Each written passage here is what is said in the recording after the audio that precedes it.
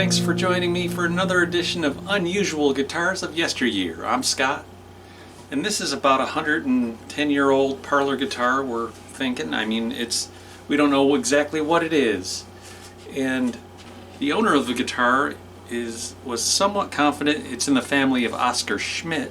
It sure reminds me a lot of Washburn that I had in here last year for a neck reset. But he wants a new, taller bridge, and he wants the neck reset, so we'll get some close-ups, and maybe someone out there can help out and tell us what they think this is. The neck is straight as an arrow, and it has that V shape to it, that sharp V that you see so many times. There's no truss rod at all, no metal in there. It might be an ebony strip of sorts. And someone went and put a new finish over the old finish, and it looks horrible. That's what happens when you spray uncompatible finishes next to one another. The binding on the neck is a little bit different. It has nibs on the frets to binding, and it's a multi-layer binding. I think it's a mahogany neck and Brazilian rosewood sides and back. It's double bound. It has a slotted peg head with replacement tuners. Binding around the headstock. Rosewood overlay. It's very small, and it sounds like a banjo.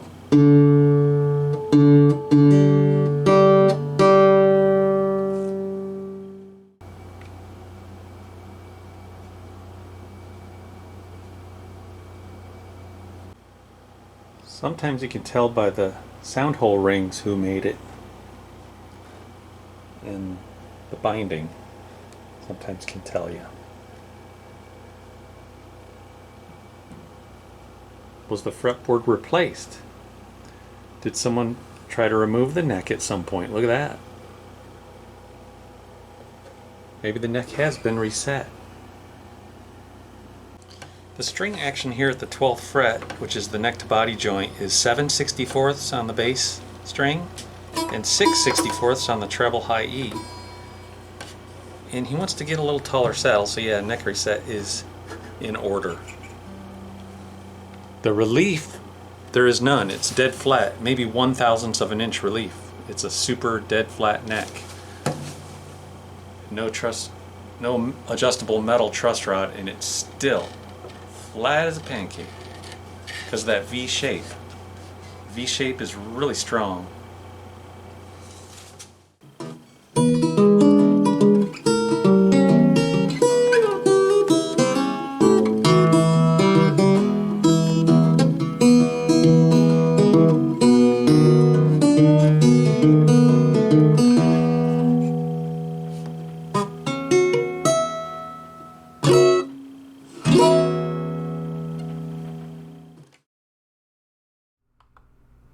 Now I'll heat up the fretboard extension with my 250 watt heat lamp. Takes about 15 minutes to warm it up enough. Once that's loose, I'll find the neck pocket. Turns out that it's a little bit in front of the 13th fret slot. So I drilled straight through the fingerboard. Ebony boards are real easy to touch up. I'll inject some boiling hot water into the joint. Hopefully it'll seep down into the male portion of the dovetail. I also put in a electric heat probe for about 12 minutes. I only did one. Usually works better with two. So now I'm going for some steam. I had to widen the hole a little bit. I had to increase the diameter a skosh for the steam needle. I like to wear goggles and gloves just in case the steamer blows up and scorches my eyeballs.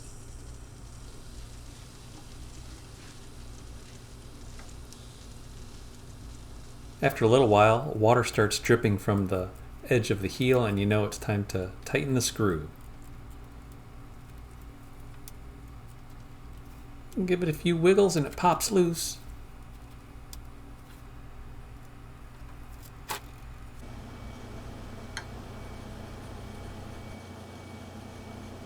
The worst part about this whole job is that someone used some of that dadgum aliphatic resin carpenter's glue on the dovetail.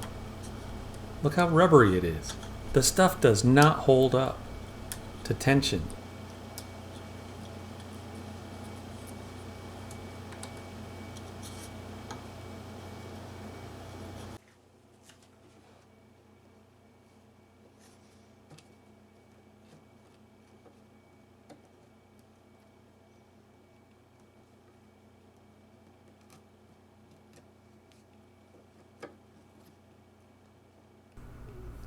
It really grinds my gears because I'm the one that has to clean it up.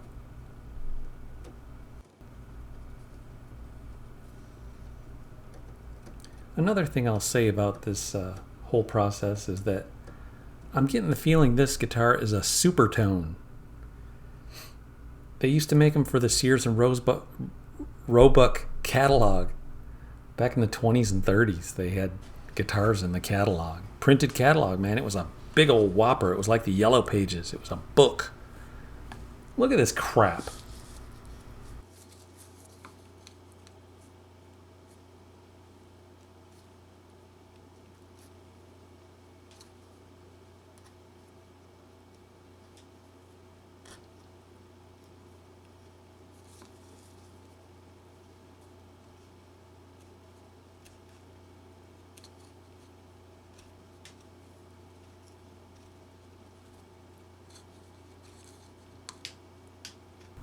This neck set only lasted probably 10 years.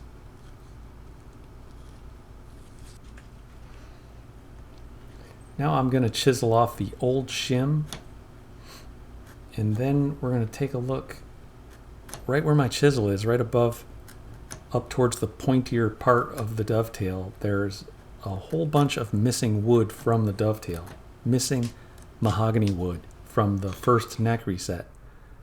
They patched in an area on the bass side of the dovetail, but this side on the treble side, so what I'm going to do is I'm going to carve out a rectangular section, and I'm going to inlay a piece of hard rock maple with hot hide glue.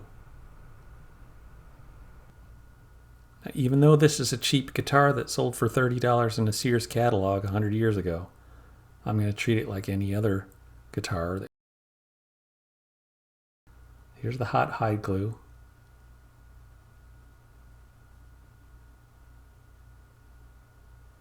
In a little while, I'm going to do the same thing with my shims. I'm going to shim over the whole length of the dovetail on both sides with some 20 thousandths of an inch thick hard maple wood shims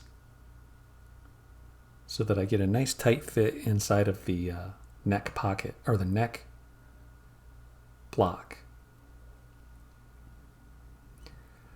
All right, so we'll use these MDF cauls that have been tapered and mitered. I use 2 clamps holding it in the total vise number 7. Now I've got a piece of spruce that popped out. Same thing, I'm using hot hide glue. I'll orient it the way that it came out and use a piece of wax paper after I clean off a little bit of this excess glue. We'll use wax paper. I used a small bar clamp with a caul on the bottom foot to go up and over the transverse brace. I'll also put down a little Lexan caul, 1/4 inch, 6 millimeter.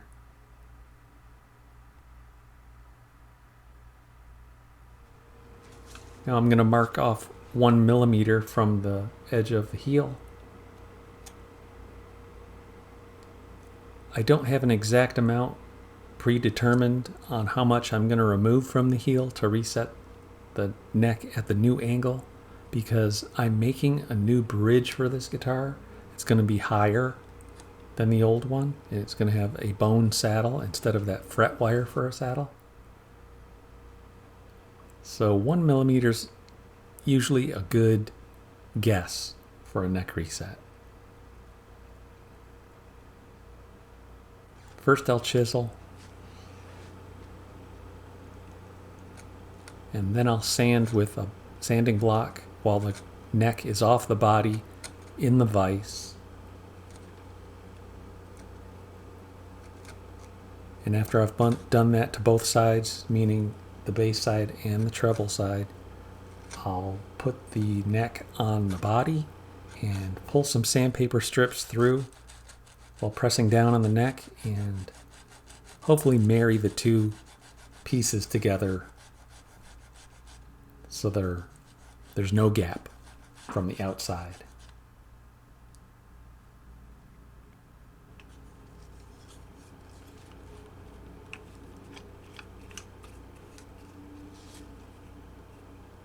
Total vise number 7 is my favorite vise. It allows me to flip the neck around in any orientation that I need to, so that I'm more comfortable using my chisel and my sanding blocks. Sometimes I use a little saw to cut the top edge of the dovetail, right between the fretboard and the dovetail. I like to cut off a little sliver of wood. It helps decrease that neck to body joint hump that the fretboard gets a lot of times. Just look how awful the finish looks. It's all stippled and wrinkled. There was a finish repair that was started. Here you can see evidence of maybe a dog chewing on the neck sometime. I'm guessing what happened was at the factory they used an oil varnish, and then when whoever refinished this guitar, they used a spirit-based finish over the oil finish. That the two finishes are not compatible usually, and this is the kind of result you'll get. We're kind of guessing that at some point someone nicknamed Tiger owned the guitar. Maybe it was the dog that was chewing on it. I'm not sure, but just look at this finish. It actually, if you just lightly sand it with like 320 grit sandpaper, it comes right off. See, it looks pretty good right there. Now I'll start making the bridge. This is a resaw blade, 4 teeth per inch. Cuts through Brazilian rosewood like butter. This is my first time sawing Brazilian. The customer brought me this piece, and it's real waxy smelling. It kind of is like a mixture of some floral aroma and wax. It reminds me of like going trick-or-treating and getting those wax lips. They were candy. You used to be able to, you could like chew on them like gum for a little while and then spit them out after a while. Sometimes they'd have fangs on them, like around Halloween time. You'd get these lips with fangs. They were wax, but you could chew on them. They had a flavor, and that's what this smell reminds me of. I had a customer come by while I was cutting this, and he was amazed by the smell. It's almost like a potpourri.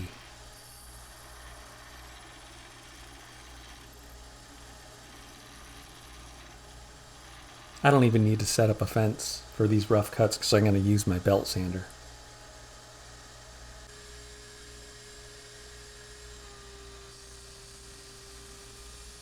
This belt sander runs at 4,000 RPMs. I have it on an on-off switch, momentary switch. I usually pump it on, hold it in, and let it idle. And my customer wanted me to kind of copy the design from his Stella 12-string video I showed last week. I didn't think I was going to get to this guitar so quick, but here we are.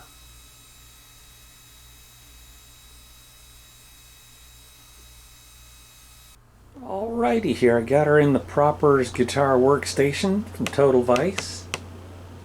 And I think I will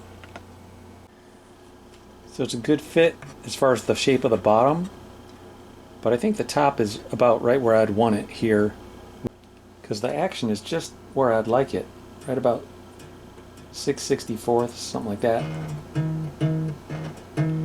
And I'm going to take the radius off the top of the bridge because the fretboard's completely flat, 100% flat, no radius at all.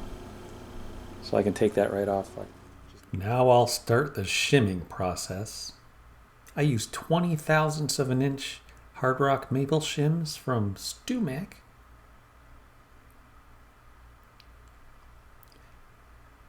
That white piece of wood that it's going over is actually that pine wood inlay that's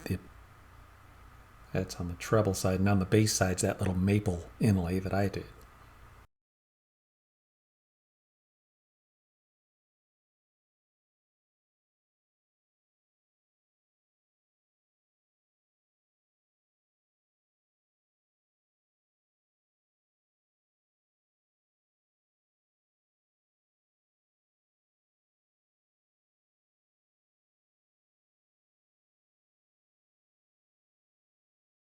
Then I'll remove the clamps and remove the squeeze out hot hide glue that's gelled. And the reason it looks like gel is because it is a gelatin. Natural animal gelatin. I made a relief cut under the dovetail with my oscillating multi-tool. I did that down in the garage, but I'm showing you here with this Japanese saw that cut was made. And that helps reduce the neck to body joint hump at the top of the fretboard once the glue up is done. Another piece of hard maple here for the fretboard extension wedge. Adding a wedge also reduces the hump at the body joint. I'm using a 1 degree base shim from Stumac.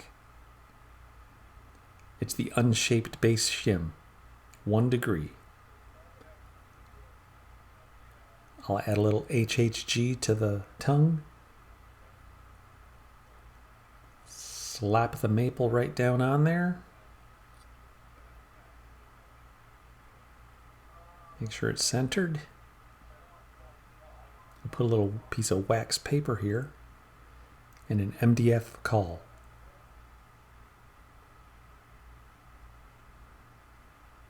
Couple small bar clamps, and we'll let that sit for a few hours. The other problem with using fish glue for all this is it takes 3 or 4 times as long as the hot hide glue to cure. It's kind of a good glue to use if you need a long open time. But when we're doing neck resets, we're looking for a short cure time so we can keep things moving. All right, a couple hours later, we remove the caul and the clamps and the wax paper. And we'll work on trimming it to size.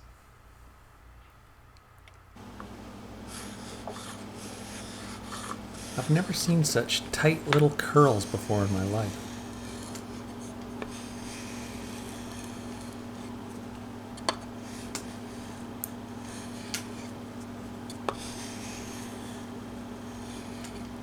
I'm starting to get a good sharpening system going nowadays. Been hanging out with some real luths and they've been showing me some sharpening tricks. Gotta make that maple look like ebony. I use a black-brown marker pen from Mohawk.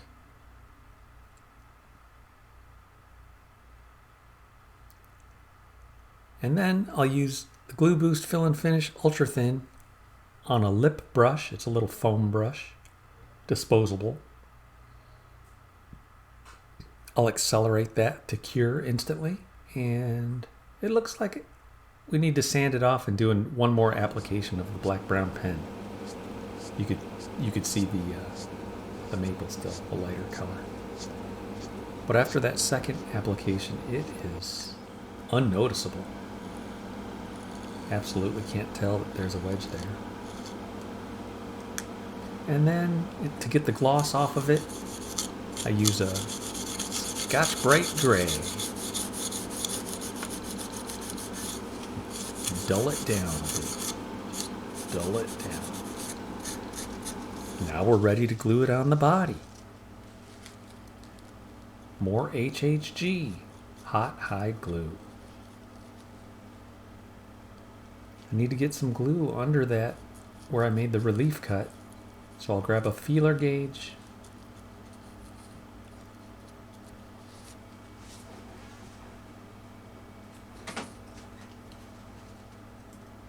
And we'll make sure to get a whole bunch of hot hide glue down in there.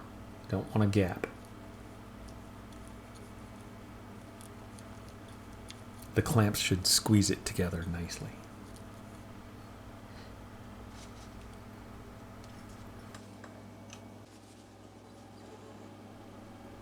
I'll do a two-part glue up this time. The first part is to get the dovetail in there, put the clamps on the heel, let it set for a few hours, then I'll come back and do step 2.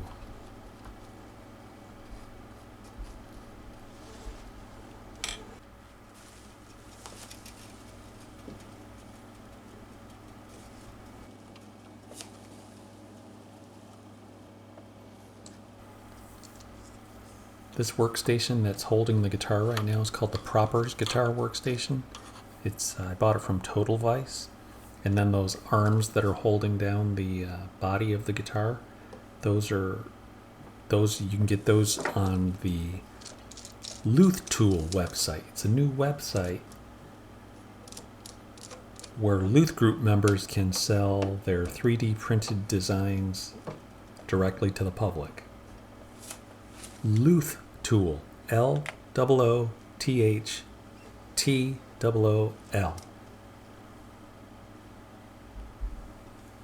So what I got going on here is this ebony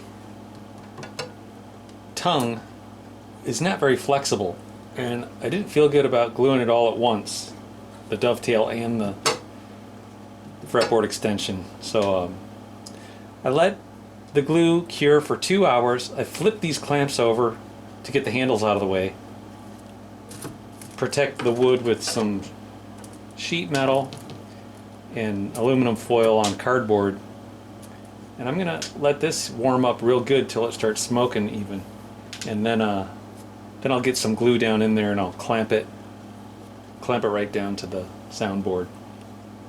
It'll become more flexible as it warms up.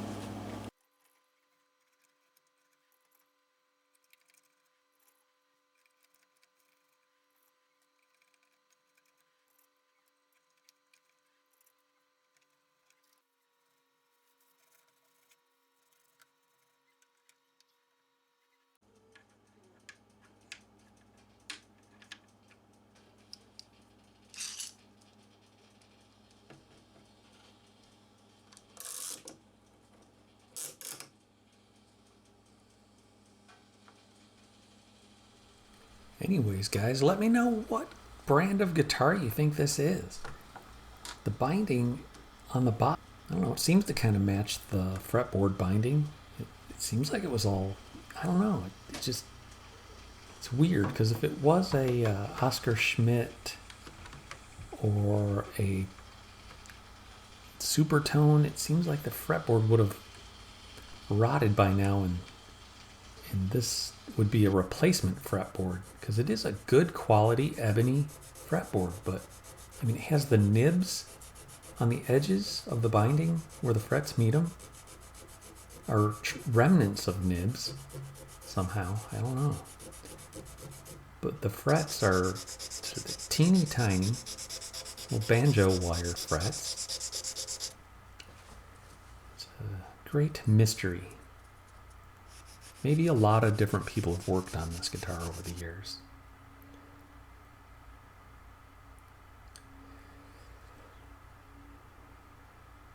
I'll drive this baby home.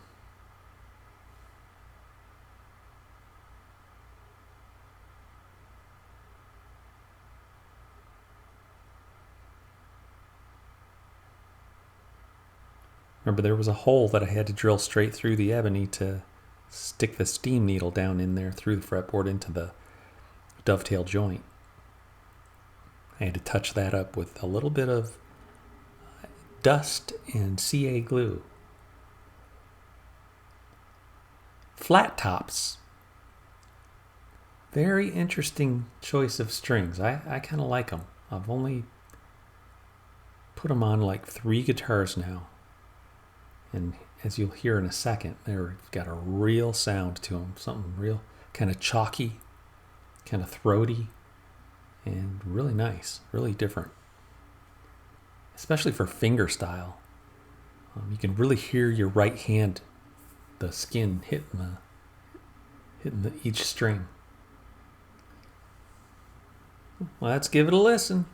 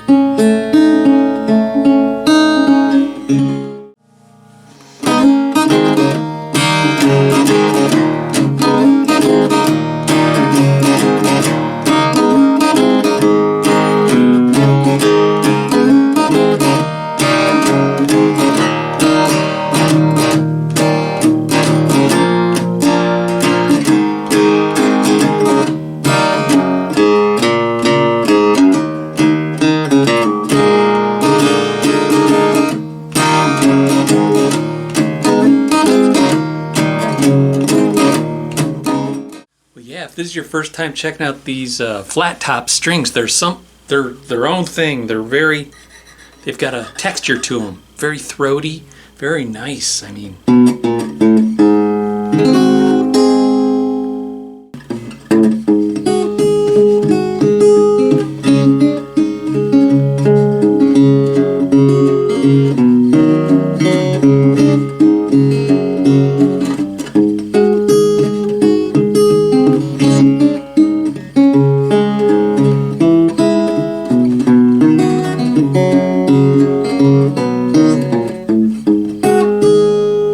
intonates pretty good. And the replacement fret turned out nice. Anyways, guys, I don't know what it is still. I think it's either a Washburn or maybe a Supertone.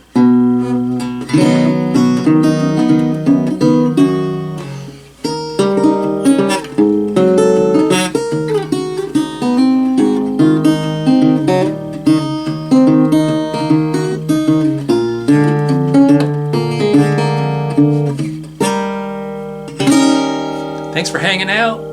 Hope to see you around next week. Catch you later.